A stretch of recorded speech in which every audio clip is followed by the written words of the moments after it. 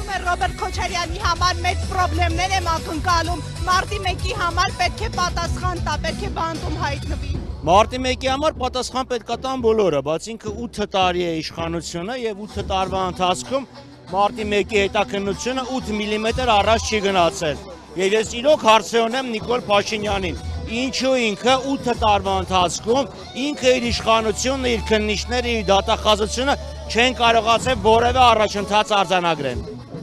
Մարդու հրահանգով են գործում, միգուցե հենց դրանով է պայմանավորված։ Փաշինյանը ինչ ասում է, հետևից ձերբակալություններ ու ճնշումներ են սկսվում։ Ես ձեր հարցի մեջ միգուցե բառի իմաստը չհասկացա։ Կասկածում եք։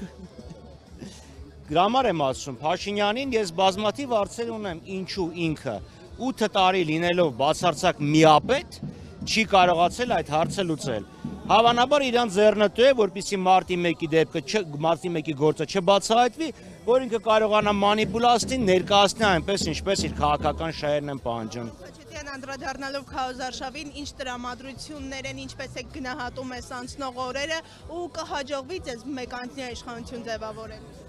Մեկանձնյա իշխանություն խորհրդարանում սկզբունքորեն չի ձևավորվում, բայց վստահ եմ, որ կկարողանանք Նիկոլ Փաշինյանի միանձնյա իշխանության վերջը տալ։ Իսկ մենք տեսնում ենք, որ մեր հայրենակիցները գրկաբաց, ուրախությամբ, սիրով ընդունում են, սակայն բազմաթիվ են դեպքեր, երբ մարդկանց մոտենում են, իրանք սենց գաղտնի ասում են, մենք ձեր հետ ենք, բայց խնդրում ենք մեզ վտանգի մի ենթարկեք։